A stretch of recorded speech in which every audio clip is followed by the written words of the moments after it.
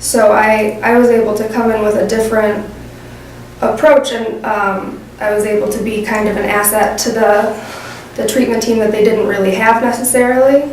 It was really interesting coming in and seeing how staff, direct care staff and clinicians, built relationships and worked with the youth versus, when the youth would interact with people, A, closer to their age, or B, people with similar experiences to them. So I think that having peer mentors in that setting is so important, because in my experience, I was able to form some really really kind of strong therapeutic bonds with some of these kids, these youth, and I think it ended up making a big difference in treatment. Maybe there's something going on at home with the family, and they know that, my parents fought, or like something that I shared with them clicked with them in their heads, and they felt like they could come to me about that, and they felt like they were comfortable talking to me about that. So sometimes just using the information that I have and using my experiences, it builds that trust with the youth and the peer, because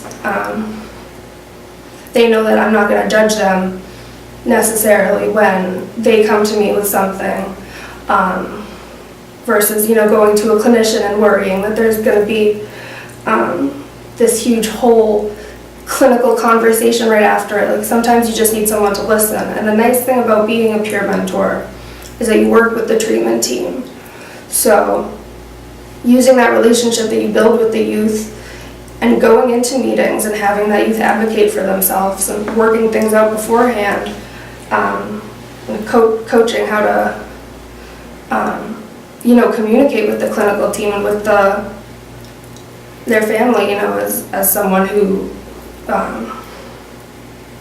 had to deal with all of that myself as a younger person. I think that it's really helpful to have someone in the room with the youth that has been in the same chair that the youth has been in before. I think that having a peer mentor around really just kind of improves communication between everyone on the team. One thing that I was able to do with this one specific youth, this was a pattern for her. She would go under her desk, and I would just go plop myself right down on the floor next to her, and just start kind of cracking jokes, real casual, like.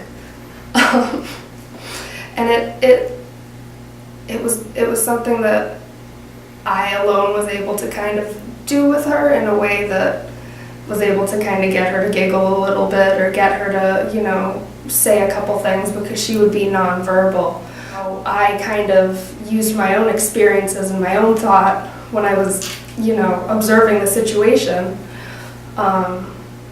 People weren't really able to figure out what was going on, and once I kind of realized, well, if I felt really crappy, I would probably want to go sit under a desk.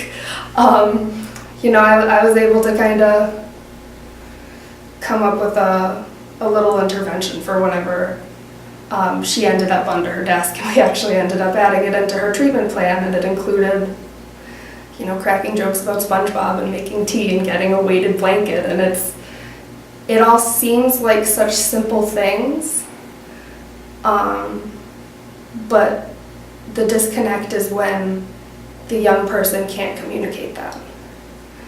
And sometimes you need, either a peer mentor, anyone with lived experience is just so important, because I know why the person's sitting under the desk. The other unique thing about being a peer mentor is you have time to get to know everyone a little bit better, maybe, than other people working with the, because they have, in those settings that I've worked in, they have so many jobs. Everyone's doing a million things. So I'm able to kind of connect with the youth on a more, peer level, what kind of music do you like? What's your favorite show? Like, just talking about the things that they like to do and what they want to do in their life. and what their future vision is, and I'm able to work with them on that and talk about that and then use that when they're in crisis. Like, you wanted to go to this concert this summer, you know what I mean? Like, we talked about this, like, you're so looking forward to this, you're looking forward to that, and like, when I know these little things in my head that these people, these, you know, young people are looking forward to, I can use that in the moment and kind of bring them back into the